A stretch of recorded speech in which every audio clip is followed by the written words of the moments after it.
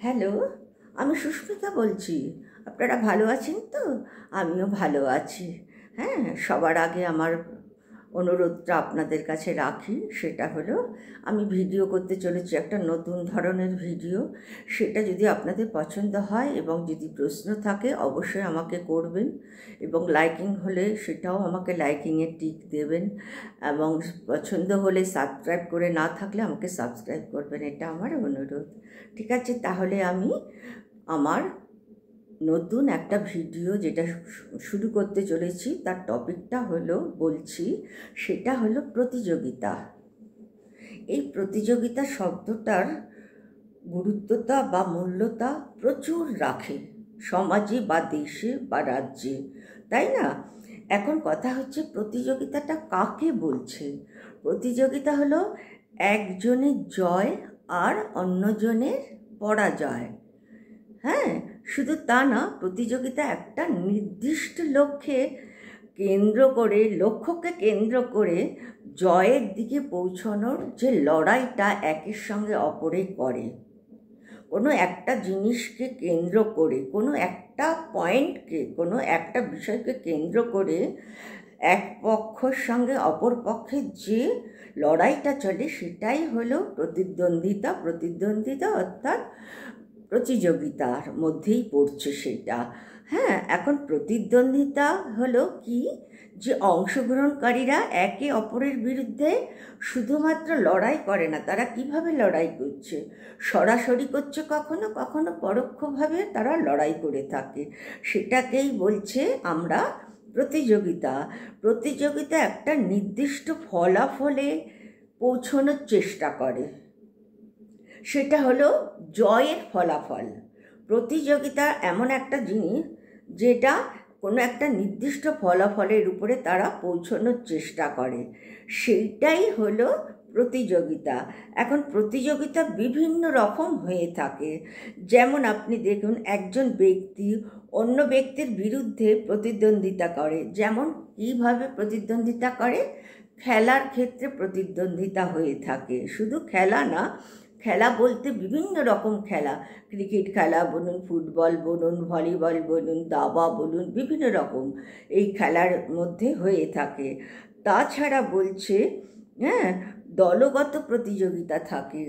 কোনো একটা দল রয়েছে, যেমন আপনি খেলার মধ্যে দেখুন, আমি খেলাকে কেন্দ্র করেই বলছি, যে ইস্টবেঙ্গল আর মোহনবাগান, এই যে দুটো দলের মধ্যে যে একটা লড়াই চলে নিজেকে জয়ের জায়গায় পৌঁছানোর জন্য, সেটাকেই বলছে প্রতিযোগিতা, তাই না? কত রকম প্রতিযোগিতার অনেক বিভিন্ন বিশ্লেষণ করা যাচ্ছে এবং এর প্রয়োজনীয়তাটাও রয়েছে। তারপরে আবার অর্থনৈতিক প্রতিযোগিতা রয়েছে। অর্থনৈতিক প্রতিযোগিতা আমি বিশ্লেষণের মধ্যে বেশি যাব না, কিন্তু এটা হচ্ছে দেশের অর্থনৈতিক বা রাজ্যের অর্থনৈতিক জায়গাটা অনেকটা বিশ্লেষণ করতে হবে, সেই জন্য আমি এতে যাচ্ছি না। কিন্তু অর্থনৈতিক প্রতিযোগিতাটা যথেষ্ট রয়েছে। দেখুন, কোনো একটা রাজ্যেও যথেষ্ট ওয়েল এস্টাবলিশড, তারা খুব সুন্দর হচ্ছে, আরেকটা রাজ্য খুব গরিব। হ্যাঁ, তার মধ্যে হয়তো দুজনের মধ্যে একটা প্রতিদ্বন্দ্বিতা চলছে, সেই ক্ষেত্রে আমি এতটা এগোতে যাচ্ছি না। তারপরে হচ্ছে সামাজিক প্রতিযোগিতা। সামাজিক প্রতিযোগিতাটা কি? ব্যক্তি বা কোনো গোষ্ঠী তাদের সামাজিক অবস্থান বা ক্ষমতাকে বাড়ানোর জন্য তারা প্রতিযোগিতা করে। যেমন মানে কোনো ব্যক্তি বা নির্দিষ্ট একটা গোষ্ঠী থাকে, সেই গোষ্ঠী হয়তো অপর আরেকটা গোষ্ঠী রয়েছে, তার সঙ্গে প্রতিযোগিতামূলকভাবে সামাজিক অবস্থানকে বা ক্ষমতাকে বাড়ানোর জন্য, উন্নত করার জন্য তারাই এই লড়াইটা করে থাকে। এবং প্রতিযোগিতার প্রয়োজন অবশ্য দেশে এবং বিভিন্ন ব্যক্তিভেদে আছে। প্রয়োজনীয়তাটা ব্যক্তিগত যেমন আছে, বিভিন্ন দেশে রয়েছে এবং ব্যক্তিভেদে আছে। যেমন দেখুন, সামাজিক উন্নয়নটা রয়েছে। হ্যাঁ, ভোক্তাদের পণ্যের দাম করিয়ে উপকার করা, এক পক্ষের সঙ্গে তুলনামূলকভাবে বা কম্পেয়ার করে নিজের জায়গাটাকে বড় করা বা উন্নত করা, সেখানে একটা প্রতিযোগিতা রয়েছে।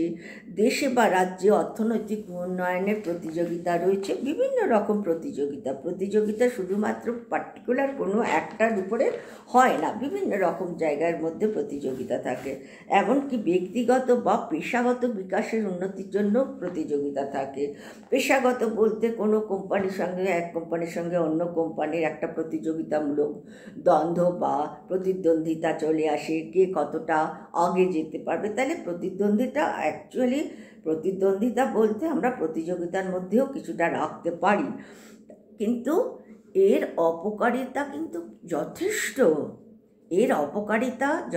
রয়েছে। সবচেয়ে বড় অপকারিতা হচ্ছে এটা আপনার মানসিক চাপ বাড়িয়ে দিচ্ছে। আজকাল আমাদের যে লাইফস্টাইল তৈরি হয়ে গেছে, সেই ক্ষেত্রে যে প্রতিদ্বন্দ্বিতা রাখি আমরা এবং তাতে যে মানসিক চাপ সৃষ্টি হয়, তাতে বিভিন্ন রোগের উৎপন্ন হওয়ার, শরীরের মধ্যে বিভিন্ন রোগ বাসা বাঁধার একটা থাকতে পারে। হ্যাঁ, সেক্ষেত্রে মানসিক চাপটা খুবই ক্ষতিকারক শরীরের পক্ষে। যাই হোক, তারপরে হচ্ছে অর্থনৈতিক চর্চা, তারপরে সম্পদের অপচয় হয়। এটা অপকারিতাটা কি, আপনি যখন একটা কোনো প্রতিযোগিতার মধ্যে যাবেন, প্রতিদ্বন্দ্বিতা যাবেন, তখন অটোমেটিক্যালি আপনার একটা অর্থনৈতিক অপচয়টা হয়ে থাকে, অর্থনৈতিক চর্চাটাও হয়ে থাকে, আত্মতুষ্টি ভোগার সম্ভাবনাও থেকে যায়, এমনকি সামাজিক বৈষম্যতা বেড়ে যায়। তাহলে সেক্ষেত্রে তো যথেষ্ট আমার দেশের উপরেই আমি বলছি, অন্য দেশের উপরে বলছি না, সেক্ষেত্রে আমার মনে হয় এটা যথেষ্ট অপকারিতা রয়েছে। কিন্তু তা বলে কথা বলবো না যে এর প্রয়োজনীয়তাটা কম বা অপ্রয়োজনীয়তার মধ্যে আমি পুরো ফেলে দেব। তবে আমার কিছু কিছু কথা রয়েছে, যেমন ছাত্র বা ছাত্রী জীবনে, শিক্ষা জীবনে যেটা প্রতিযোগিতাটা রয়েছে, এটাই আমার কাছে সবচেয়ে মূল্যবান একটা টপিক। তার কারণ হচ্ছে বর্তমান সামাজিক পরিস্থিতি বা আমাদের লাইফস্টাইলটা যেভাবে তৈরি হয়ে যাচ্ছে বা হয়ে গেছে, এবং সামাজিক পরিস্থিতি আমাদেরকে এমন একটা স্থানে পৌঁছিয়ে দিয়েছে যে কারণে আমি বলতে বাধ্য হচ্ছি সামাজিক জীবনে প্রতিযোগিতা থাকা ভালো, আমি খারাপ বলছি না। কিন্তু এখানে বিশেষভাবে মা বাবা বা প্যারেন্টসদের চাপ অতিরিক্ত বাচ্চার উপরে চাপ সৃষ্টি করে। মা বাবারা সন্তানের উপরে চাপ সৃষ্টি করে, তাতে সন্তানরা অনেক সময় লোড নিতে পারে না, কিন্তু তারা মুখেও প্রকাশ করতে পারে না। সেক্ষেত্রে আমার নিজস্ব দৃষ্টিভঙ্গিটা আমি আপনাদের কাছে জানাচ্ছি যে শিক্ষা জীবনে, বিশেষ করে স্কুল জীবনে, এই প্রতিযোগিতাটা যেসব বাচ্চারা লোড নিতে পারে না তাদের উপরে চাপ সৃষ্টি না করাই ভালো। তাদের স্বাধীনতাটা সেক্ষেত্রে দেওয়াটা সবচেয়ে প্রয়োজন। সন্তান যদি নিজের স্বইচ্ছায় যদি তারা প্রতিযোগিতামূলক কাজেতে এগিয়ে যেতে ইচ্ছুক হয়, তখন তাদেরকে বাধা দেবেন না, সেখানে এগোতে সাহায্য করবেন, এমনকি তাকে এনকারেজ করবেন, কিন্তু ওদের উপরে চাপ সৃষ্টি করবেন না। আজকাল আমি নিজে আবার ঘটনা একটা আপনাদের না বললে নয় প্রকাশ করছি। বাবা ভীষণভাবে ফুটবল খেলা পছন্দ করতেন। সে বাচ্চা বয়স থেকে ফুটবল খেলায় নিযুক্ত করেছে, এবং ছেলে বড় হওয়ার সঙ্গে সঙ্গে বিভিন্ন রকম ট্রফি নিয়ে বাড়িতে আসতো, এবং বাবাও খুব প্রচণ্ড হ্যাপিনেস বাবার মধ্যে ছিল, এবং বাবা ফুটবল খেলাকে পর্যাপ্ত পরিমাণে বা অপরিসীম গুরুত্ব দিতেন এবং ভালোবাসতেন। সেটা সন্তানের উপর দিয়ে উনি মেটাতে চেয়েছিলেন। এখন সেই জন্য আমি আপনাদের কাছে একটাই অনুরোধ করছি, এবং ঘটনাটা সম্পূর্ণ বলার পরে, যে সেই ছেলেটি অন্ততপক্ষে 9 থেকে 11 মধ্যে পড়া সেই ছেলেটিকে কি করেছে, একটা প্রতিযোগিতামূলক খেলাতে পাঠিয়েছে, এবং সে ট্রফি নিয়ে আসতে পারেনি। তখন সেই ছেলেটির খুব কষ্ট হয়েছে, কিন্তু ও যখন বাড়িতে পৌঁছলো এবং ওর বাবা জানলো যে খেলাতে ও জেতেনি, সে রাগেতে তার বাবা ভীষণভাবে মারধর করেছে। মারধর করার ফলে ছেলেটি মৃত্যু হয়ে গেল। আলটিমেটলি তার বাবার জীবন থেকে আসল যে তার একটা উদ্দেশ্য এবং তার থেকেও বড় জিনিস হচ্ছে তার রক্তের সন্তানটা চলে গেল। মানে এর থেকে দুঃখের আর পৃথিবীতে কিছু থাকতে পারে না। হ্যাঁ, তো সেই ক্ষেত্রে আমি বলছি, মা বাবাদের যে নিজেদের ইচ্ছেটা সন্তানের উপর দিয়ে অ্যাপ্লাই করে তাদেরকে প্রতিষ্ঠিত করতে চায়, সেটা কিন্তু খুব অন্যায়। যে সন্তান লোড নিতে পারে তাদেরকে দিন এবং তাদের সঙ্গে একটা বোঝাপড়ার মধ্যে থেকে তাদেরকে মানে প্রতিযোগিতামূলক কাজের জায়গাতে নামতে ওদেরকে সাহায্য করবেন। যারা পারবে না তাদের মতামত দিয়ে তাদেরকে সেখান থেকে মানে বিরতি দেবেন। এটা আমার কাছে ভীষণভাবে অনুরোধ।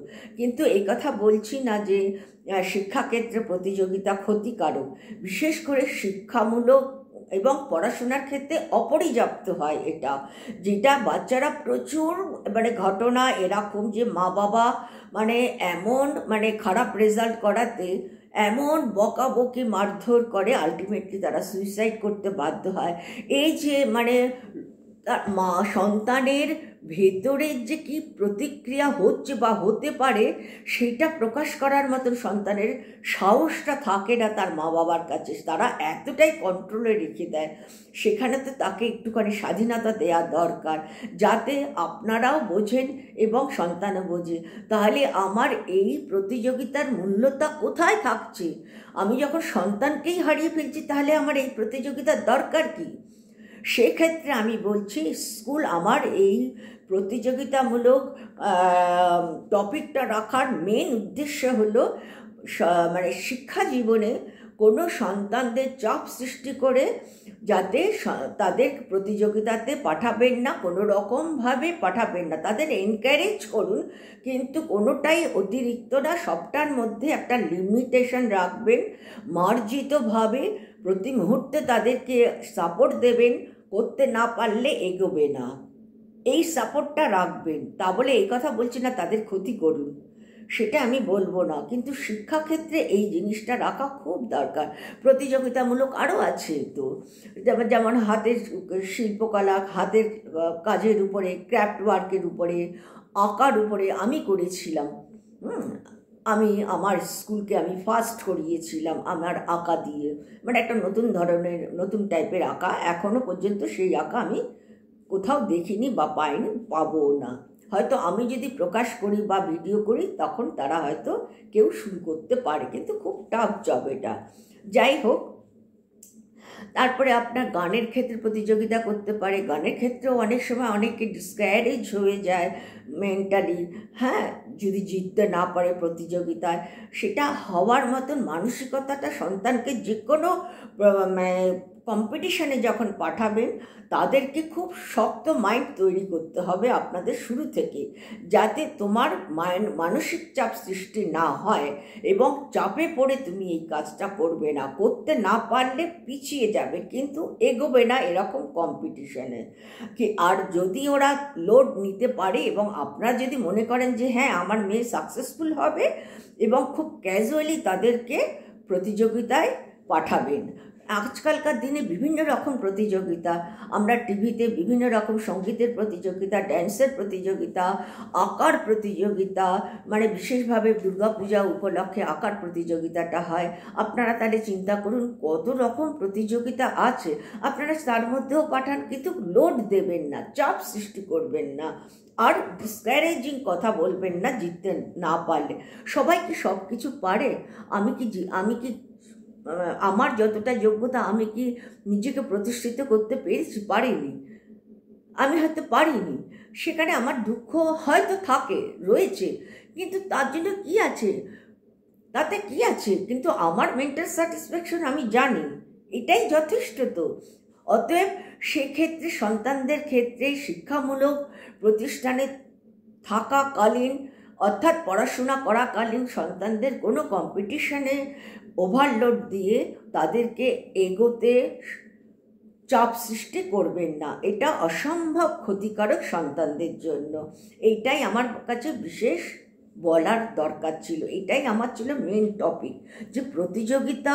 আমার বন্ধু আমাকে একদিন হঠাৎ বলছে যে সুস্মিতা, আমি তোমার মেয়ের সঙ্গে আমার ছেলের প্রতিযোগিতা রাখবো। তখন মেয়ে সবে সেকেন্ড স্ট্যান্ডার্ড থেকে থার্ড স্ট্যান্ডার্ডে এসছে। তখন আমি বললাম যে না, আমি প্রতিযোগিতায় রাখবো না, কেননা আমি বিশ্লেষণ করিনি তার কাছে ইন্টেনশনালি, কারণ সে আমার মেয়ের বন্ধু হচ্ছে ওর ছেলে, আবার আমার বন্ধু হলো মানে সে তার ছেলের মা। সেক্ষেত্রে সে গানও শিখতো আমার কাছে। আমি বললাম যে না, এত কম সময় আমি খুব একটা চাপ সৃষ্টি করে তাকে এখানে সেকেন্ড স্ট্যান্ডার্ডে ভর্তি করিয়েছি। 1 বছরের কোর্স আমি 3 মাসে মেয়েকে চাপ সৃষ্টি করে কমপ্লিট করিয়েছি, যাতে তার বছর নষ্ট না হয়। তারপরে আমি থার্ড স্ট্যান্ডার্ড থেকে আমি কোনো রকম আমি কোনোদিন চাপ সৃষ্টি করিনি। এবং এমনকি আমার সন্তানকে আমি সব সময় বলেছি, রেজাল্ট যখন খারাপ হয় মেয়ে কাঁদে, কিন্তু আমি বলেছি এখন কেঁদে কোনো লাভ নেই মা, কেননা এখন তো তোমার রেজাল্ট পেয়ে গেছো, তুমি যখন দেখছো তোমার রেজাল্ট আর তুলনামূলকভাবে খারাপ হচ্ছে, তুমি তাহলে নিজেকে আরও তৈরি করো, তাইলেই হবে।